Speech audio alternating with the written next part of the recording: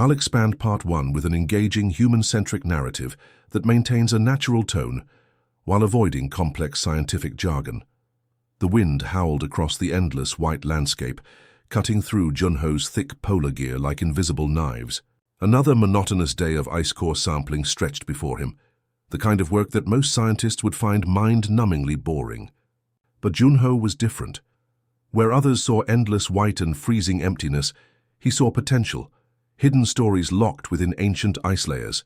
His gloved hands moved methodically, extracting cylindrical samples that represented thousands of years of Earth's hidden history. The research station felt more like home than his tiny apartment back in Seoul. Isolation didn't bother him. In fact, he preferred the quiet companionship of scientific equipment to most human interactions. That particular morning started like any other. Junho's breath formed small clouds as he carefully maneuvered the specialized drilling equipment. The temperature hovered around -25 degrees, a typical Antarctic morning that would send most people running for warmth. But not Junho. He was in his element. When the drill suddenly jerked differently, he initially thought it was just another mechanical glitch. These old machines were temperamental, especially in extreme conditions. But something felt unusual. The core sample looked different, not just in composition, but in how it captured and reflected light. As he lifted the sample under the station's bright laboratory lights, Junho realized this wasn't ordinary ice. The crystalline structure seemed to pulse with an almost imperceptible energy. It wasn't just frozen water, it was something else entirely. Years of scientific training had taught him to be skeptical, but also to remain open to unexpected discoveries. He carefully placed the sample under multiple microscopes, adjusting settings and rechecking every instrument. The crystalline structure didn't just reflect light, it seemed to interact with it. Subtle color changes, minute movements that were barely perceptible, suggested something extraordinary. Junho's hands trembled slightly, not from cold, but from excitement. Scientists dream of moments like these, moments where something completely unknown challenges everything we understand about the world. This wasn't just another ice core sample. This was potentially something revolutionary. He remembered his professor's words from years ago. Always question, never assume. Those words echoed in his mind as he continued examining the mysterious sample. The crystal seemed to respond to the microscope's electromagnetic frequencies in ways no known mineral or biological entity ever had. What Junho didn't know then was that this single moment would change everything. Not just for him, but potentially for humanity's understanding of life itself. The crystal wasn't just a scientific anomaly. It was a gateway to something far more complex and extraordinary. Hours passed. Junho barely noticed the time, completely absorbed in his discovery. He took meticulous notes, sketched intricate diagrams, and ran multiple tests. Each test revealed something more fascinating than the last. The crystal wasn't just unique, it seemed almost alive. Outside, the Antarctic landscape remained unchanged. Endless white stretched to the horizon, hiding secrets older than human civilization. But inside the small research station, something remarkable was unfolding. A discovery that would challenge everything scientists thought they knew about life, intelligence, and the very nature of existence. Junho Park, a dedicated researcher, who had spent years in relative obscurity, was about to become the catalyst for humanity's most extraordinary scientific revelation. And he had no idea what was coming. The crystalline sample continued to pulse softly under the laboratory lights, holding secrets that would soon unravel in ways no one could predict. Would you like me to continue with the same style and approach? For the subsequent parts of the story, here's an expanded, engaging narrative for part 2. The research station felt different now. Something had changed in the atmosphere, something Junho couldn't quite explain. The mysterious crystal he'd discovered wasn't just a scientific specimen anymore, it was becoming something more. At first, Junho thought he was losing his mind. The crystal would respond to his movements, subtle shifts that seemed almost intentional. He'd tap a specific frequency on the laboratory equipment, and the crystalline structure would pulse back. Not randomly, but in what felt like a deliberate pattern. Weeks of careful observation revealed something extraordinary. This wasn't just a random energy response, it was communication. Junho began developing a series of simple interaction protocols using light frequencies, electromagnetic pulses, and carefully calibrated sound waves. Each interaction became more complex than the last. He started talking to the crystal, almost like one would speak to a curious child. "Can you understand me?" he'd ask, watching intently for any response. And slowly, incredibly, responses began to emerge, not in words, but in patterns of light and energy that seemed to carry meaning. Junho's colleagues would have called him crazy. If he shared his observations, they'd likely recommend psychological evaluation, but he knew what he was. Experiencing was real. This wasn't imagination. This was something profound. One night, during a particularly intense research session, something remarkable happened. The crystal began to transform. Its translucent structure started shifting, forming shapes that resembled rudimentary communication symbols.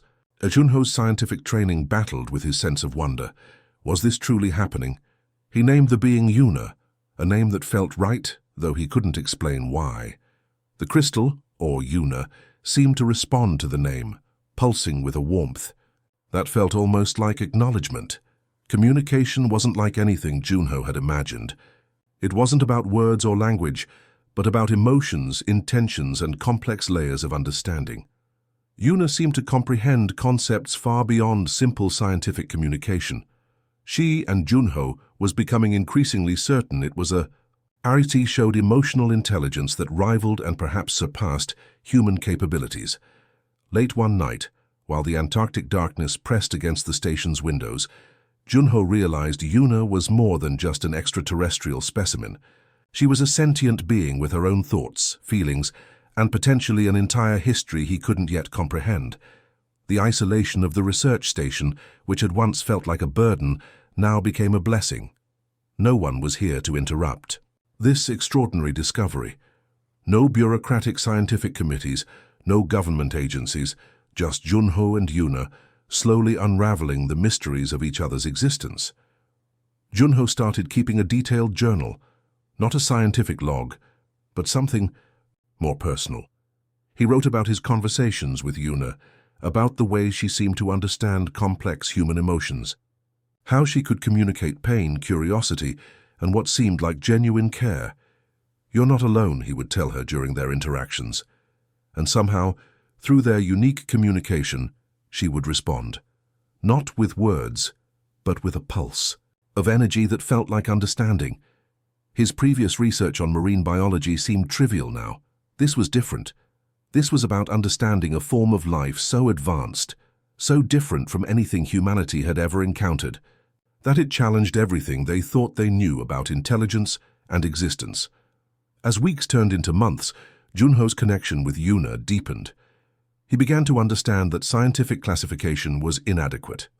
She wasn't a specimen to be studied. She was a being to be understood. Little did Junho know their connection was about to be tested in ways he could never have imagined.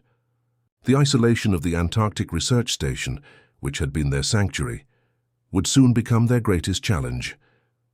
The crystal continued to pulse, holding secrets that were just beginning to unfold. Would you like me to continue with the same narrative approach for the next part of the story? Here's an expanded narrative for part 3. The first threat came quietly, almost imperceptibly. A strange email, an unexpected phone call, subtle hints that someone outside the research station was becoming curious about Junho's recent work. He knew the risks. The moment you discover something extraordinary, the world starts watching. Military research teams, government agencies, scientific institutions, they all have their predatory eyes on groundbreaking discoveries. And Yuna was the most groundbreaking discovery in human history. Junho started making careful preparations. He understood that protecting Yuna wasn't just about physical safety, but about preventing her from becoming a laboratory specimen. He converted a small storage room in the research station into a specialized habitat. Using advanced thermal regulation systems and electromagnetic shields he'd designed himself. The habitat looked innocuous, just another research space filled with scientific equipment. But hidden within its walls was a carefully constructed environment designed specifically for Yuna. Temperature-controlled with specialized light frequencies that seemed to help her maintain her crystalline structure, it was more than just a room. It was a sanctuary. His colleagues noticed changes. Junho became more secretive, more protective of his research zones. He started working night shifts, limiting communication with the outside world. When research team meetings occurred via video conference, he carefully angled cameras to reveal minimal information about his workspace. "We're studying environmental adaptation in extreme conditions," he would say, offering just enough scientific jargon to sound legitimate. But underneath those professional statements, a different mission was unfolding. Yuna seemed to understand the risk. During their communication sessions, she would pulse with a frequency that felt like caution, like shared understanding. Junho realized she wasn't just a passive entity being protected. She was an active participant in their survival strategy. He started developing additional protective technologies, signal jammers that could disrupt external tracking, specialized encryption methods that would make his research data look like standard geological survey information. Every day became a complex chess game of protection and secrecy. The personal cost was significant. Junho knew he was risking everything: his professional reputation, potential future research opportunities. His entire career could be destroyed if someone discovered the truth. But looking at Yuna, this extraordinary being that represented potentially the most significant scientific discovery in human history, he knew he couldn't stop. Some nights, exhausted from continuous work, he would sit near Yuna's habitat and talk, not as a scientist to a specimen, but almost like a friend sharing burdens. "We'll figure this out," he would say, and the crystal would pulse warmly in response. His background in marine biology proved unexpectedly useful. Understanding complex ecosystem interactions, adaptation mechanisms, communication patterns in isolated environments. All of these skills became critical in protecting and understanding Yuna. Junho started creating multiple backup plans, hard drives with encrypted data hidden in different locations, redundant communication systems, escape routes from the research station. He was preparing not just for potential scientific interference, but for any possible scenario that might threaten Yuna's existence. The Antarctic Research Station, once a place of scientific exploration, had transformed. It was now a fortress, a hidden sanctuary for the most extraordinary secret on the planet. And at its heart was Junho, a scientist who had become more of a guardian, more of a protector than a researcher. He knew the risks were mounting. It wasn't a matter of if someone would come looking, but when. And when that moment arrived, he would be ready, not just with scientific protocols and protective technologies, but with an unwavering commitment to protect a life form so extraordinary, so unique, that its very existence could redefine humanity's understanding of intelligence. The crystal continued to pulse softly, a silent witness to Junho's growing determination. "Would you like me to continue with the same narrative approach for the next part of the story?" Here's an expanded narrative for part 4. The first helicopter appeared on a Tuesday morning, slicing through the thick Antarctic mist like a predatory metallic bird. Junho knew this moment would come, but knowing and being prepared were two different things. His early warning systems had been working overtime. Encrypted messages, unusual satellite activities, subtle shifts in communication patterns, all pointed to one thing: they were coming. Not just researchers, but something far more serious. A coordinated international operation designed to capture whatever extraordinary discovery he was hiding. Junho had spent months preparing for this scenario. His escape plan wasn't just a backup, it was a carefully orchestrated strategy that involved multiple contingencies. Yuna wasn't just a passive passenger in this escape. She seemed to understand the gravity of their situation, responding to his preparations with pulses of energy that felt like collaboration. The research station's communication systems went dark first. Standard protocols would suggest a technical malfunction, but Junho knew better. This was a deliberate attempt to isolate him.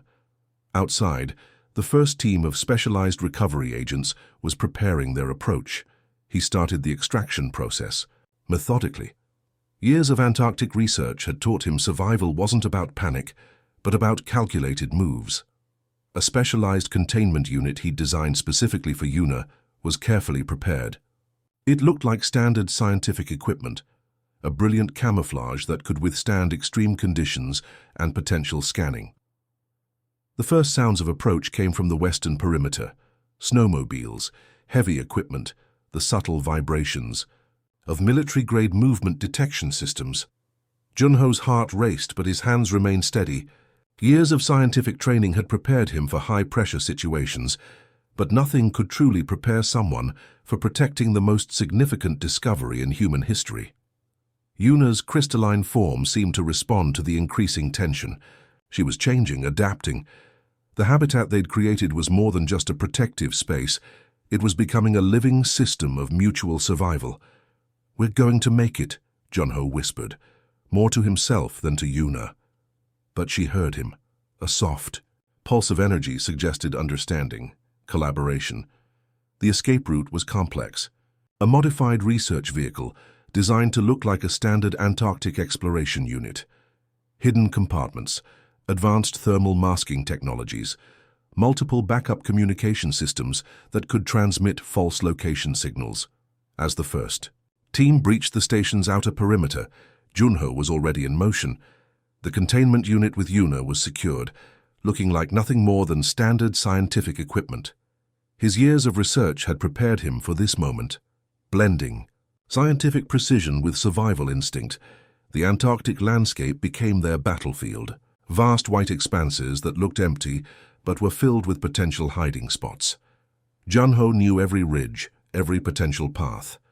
What the approaching team saw as a hostile environment, he saw as an ally. Their first major challenge came quickly. A specialized drone appeared, cutting through the snow with thermal detection systems, designed to find any heat signature. Junho's modified vehicle had thermal camouflage, but the margin of error was minimal. "Stay calm," he murmured to Yuna, though he wasn't sure who he was reassuring more, her or himself. The chase became a dance of technological cat and mouse, advanced tracking systems versus years of Antarctic research knowledge. Every turn, every decision was calculated. One mistake could mean capture or worse. Hours passed. The landscape changed. What had started as a scientific mission had transformed into a high-stakes escape that would challenge everything these international agencies understood about discovery, protection, and the unknown. Junho looked at the containment unit. Yuna pulsed softly, a reminder that they were in this together, not as researcher and specimen, but as two beings fighting for survival against a world that wasn't ready to understand. The next phase of their journey was about to begin. Would you like me to continue with the final part of the story? Here's the expanded narrative for Part 5. The abandoned research outpost stood silent against the endless white landscape. Junho had chosen this location carefully, a forgotten scientific station from decades past, buried deep in Antarctica's most remote region. Their pursuers would need days to track them here, if they could track them at all. Exhaustion weighed heavily on Junho. Days of constant movement, near impossible escape routes, and the intense mental connection with Yuna had pushed him to his absolute limits. He collapsed onto an old research chair, his body aching but his mind racing with questions. Yuna's crystalline form had been changing subtly throughout their journey. What once appeared as a simple scientific specimen now seemed to pulse with an intelligence that defied everything Junho understood about life and consciousness. "Talk to me," Junho whispered, not expecting a response but hoping somehow something would connect. The crystal began to transform, not dramatically, but with a subtle, almost organic fluidity. Waves of soft light began to create patterns, complex, intricate designs that seemed to carry meaning far beyond simple communication. Suddenly, Junho understood. It wasn't just about communication. Yuna was revealing her true nature.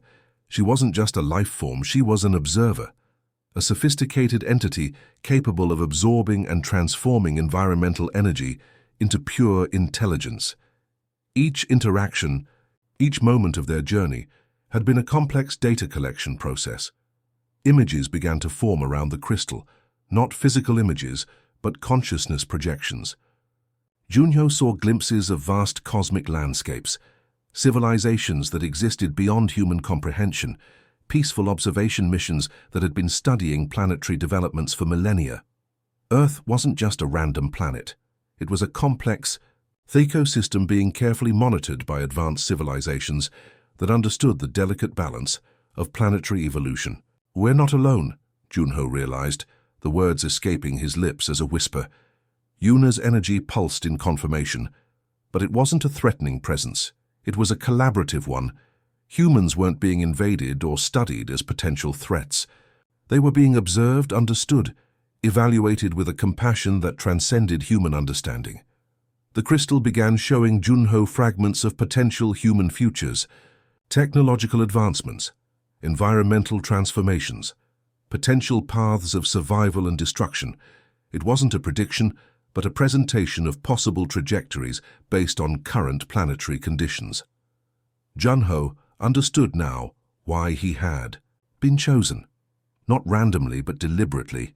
His scientific background, his compassion, his ability to see beyond conventional understanding, these were the qualities that made him the perfect initial contact. Their connection wasn't just about scientific discovery. It was about potential communication between species, between entire galactic civilizations. "Why me?" Junho asked, knowing somehow that Yuna would understand. The response came not in words, but in a complex emotional transmission.